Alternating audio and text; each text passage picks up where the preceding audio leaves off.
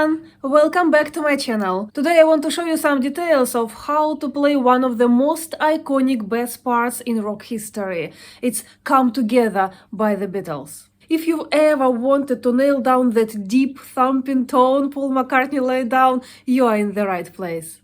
Some time ago, I filmed a video playing this song simultaneously on two bass guitars, one for the main bass part and one for the solo line, so you can hear how it all comes together. Check it out if you want. Alright, let's break down what that bass part actually looks like. Paul McCartney was quite creative making that part and I love it. Here you have a bunch of interesting techniques. One of them is the hammer-on. You use it straight away from the first bar, moving from the first note D to the second note E. Hammer-on is often combined with another technique, which is called pull-off. Here it's used in little decorations later in the song. When the notes are slurred, you don't pluck the next note, you hammer it on if it goes up and you pull it off if it goes down.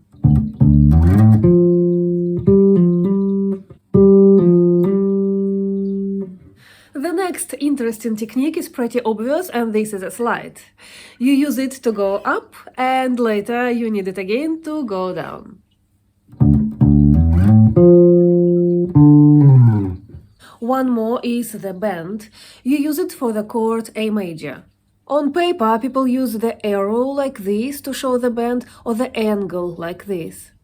They often indicate also the note you need to reach bending the original pitch. Look at this sign. It's a natural sign, but it has a little arrow up. So it's higher than a natural pitch, but not high enough to become a sharp, which is a half of a tone or a semitone. It's between them and it's a quarter tone. This bar looks like this.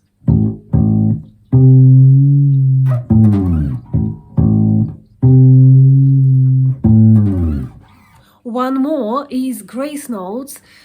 On paper, they look like these small notes and they are slurred with the main one. And they are crossed. It means that you play them before the main note. They are usually considered to be the little decorations.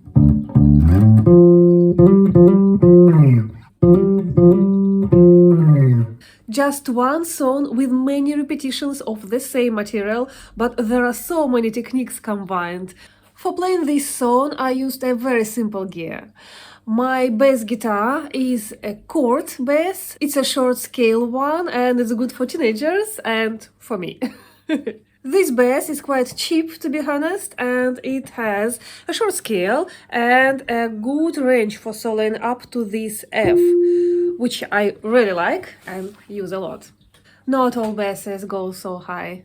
I plug it straight to the amplifier, which is Ashton 70 watts.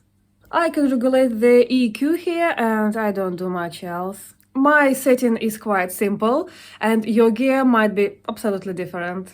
I wouldn't actually say that gear is a critical thing when it comes to playing the bass. The most important thing are your hands and what they can do. And this is not just the nice words, it's reality. You can keep it simple and play well, or you can have all the expensive gear in your own sound studio and still don't play well.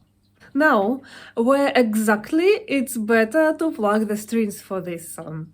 For this song, you need a kind of a warm sound, so it's better to plug the strings closer to the neck rather than near the bridge. I'm quite satisfied with the tone of my bass in this song, but for many basses it would be better to move your plucking hand a little bit closer to the neck. This gives you a warmer and fuller tone, which really captures the features of Paul McCartney's sound. You need to find the comfortable position for your plucking hand. You might find it good to place your thumb on the edge of the neck.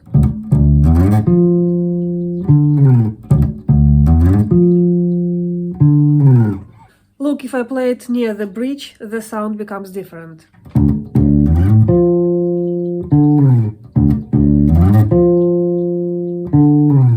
There are just two main patterns in this song. One starts with the note D and another one with the note A. There are also some bars when you just play the quavers on the same note. You can manage with this. In many songs, you need a really good attack to produce a groovy bass. But in this one, your attack shall be moderate because you need a soft rolling tone. However, if it's too soft, it's not very good either, so you need to find a kind of a balance. Try different ways to find out how strongly you should pluck. So that's the trick. Plucking near the neck and controlling your attack to make that full deep tone. It's a small adjustment, but it makes a big difference in capturing that classic come-together sound. Now you've had a look at the techniques and you know where to plug the strings. It's time to play now. The original tempo is about 82 or 84 BPM, but you can start learning it playing slower. The metronome will help. I will set it up now for a tempo, let's say 66 BPM.